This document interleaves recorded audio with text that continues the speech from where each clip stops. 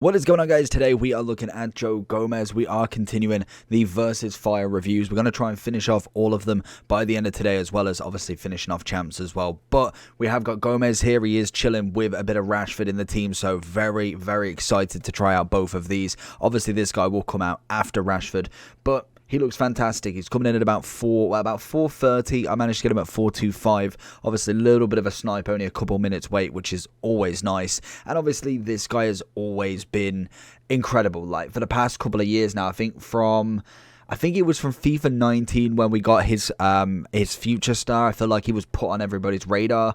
Obviously, he got team of the season in FIFA 20, and his 83 card in 21 was just incredible. Then we obviously got a player of moments kind of way back when in that game. And then this year again, comes out as an 82, still incredible. Did get kind of moved out to the side a little bit quicker than last year, but now we have the 86. I can imagine we are going to be seeing him a lot more if people are packing him. He's 6'2 with a medium, right-footed with injury-prone and long throw-ins and some decent stats again. Obviously coming in at a big price, being Liverpool English centre-back, Joe Gomez, the name. He is going to be needing either a shadow or an anchor. A shadow will give you 94 pace, 95 defending, and turn him into a 91 rated centre-back. The guy who I bought this off has put an anchor on him, which is fair enough, I can see that. Turns him into a 92 rated centre-back with 89 pace, 93 defending, and also 90 physicality, which I think both is going to be quite decent for him. Kind of looking at where we're kind of going with this card. The short pass is nice. Agility balance a little bit lower than what we expected, but I still think it'll be fine because his animations are just absolutely spot on.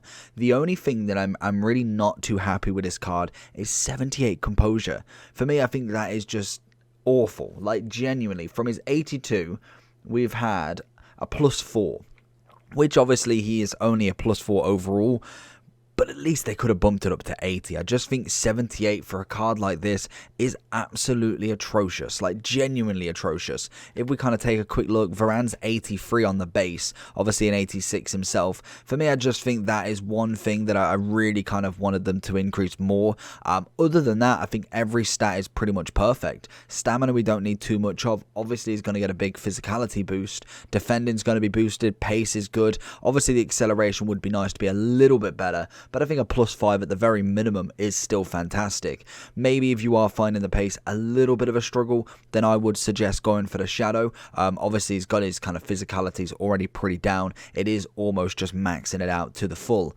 But that is it. The only thing that I'm kind of not happy with is the composure, because this card's going to be incredible, but that is always going to be in people's minds that he does not have over 80 composure. So let's jump into Gomez and see what I would pay for this card. And if you are new around here and you're preferring these review type styles, if you like the kind of constant kind of gameplay, constant videos, then please hit that like button and subscribe for more content every single day without fail. Let's get into it. Joe Gomez coming across, watching that defensive duty. Konate is going to see it away though. Good tackle from Gomez. The problem I've got with Gomez at the moment is the fact that yes, I understand that the Prem is always going to be miles expensive, and with a name like Gomez, you're expecting him to be almost a 10 out of 10. But what I have got the problem with is, obviously, a new card, fair enough, but once he drops, which I don't see him kind of going under 250, 300, so if he doesn't go below that, we can go get a Marquinhos, a Kimpembe, we can go get Varane, Virgil, and yes, even though they may not have the same attributes, maybe different in some elements, I still think they're very similar sort of centre-backs in terms of what they offer to the team, and they are a hell of a lot cheaper than obviously Gomez. Gomez wants a crack at it, tries, but unfortunately the defender is going to be in the way as he should be. Gomez is already back for the defensive duty as well, taking on two people who's going to just pass it across. It's a lovely little run. I think Gomez so far has been absolutely solid. Not really put a foot wrong in terms of what he's been doing. Obviously, defensively, sometimes it's just naturally out of your control. And we are, for some reason, really pushing up the field with him. Give it a little dink in. He tries for it, and Rashford's gone for it as well. Gomez seeing it out nicely. He's going to play it backwards. Just sends both defenders. Pings a ball over to Walker, and we're on to the attack. I need Gomez to be on form. It's gone over him. Can we get the seconds? We can't, but Oh, what is going on? Mings is going to get it away. Thank you. So if we're taking a cheeky look at Joe Gomez then, so he's coming in, well, he's fluctuating between 420 and 440. It depends on what you're getting. I think 420 to 430 are actually selling. 4 and above is just 30 and above is just not selling. But he's a cracking card, as we kind of know. His 82 is phenomenal, just as a gold card. Probably one of the best 82s you can get in terms of defenders, most definitely. And his 86 is no joke either. We personally had the anchor on him because that's what somebody put on him, and I do like it. I think it genuinely does bring out the best in him. I get where the shadows come in because obviously you max out that pace as much as possible, as well as maxing out the defending and also having the physicality, which does make total sense. So I would probably recommend towards shadow, but it was just nice to kind of see that balanced defensive ability kind of go into action with his massive strength and all of that.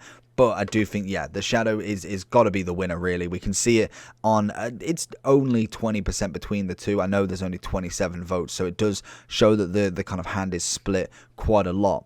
In terms of what you can expect from him, he is quick. Naturally, anchor or shadow, you'll see the quickness of him. Defensive ability is always brilliant. He just manages to win everything.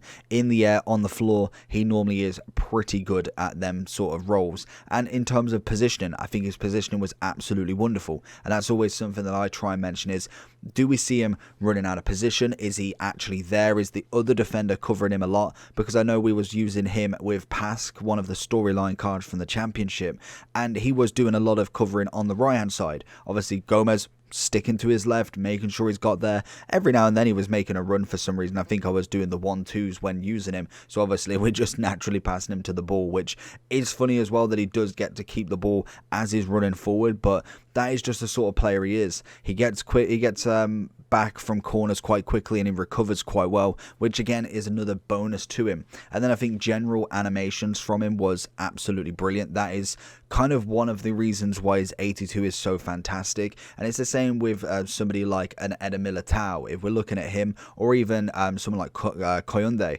83, 80, 81 rated, they've all got very good animations for a centre-back. You look at somebody like Jinta, he's 84, doesn't necessarily have the pace, animations are a little bit more blocky, a little bit more harder to turn.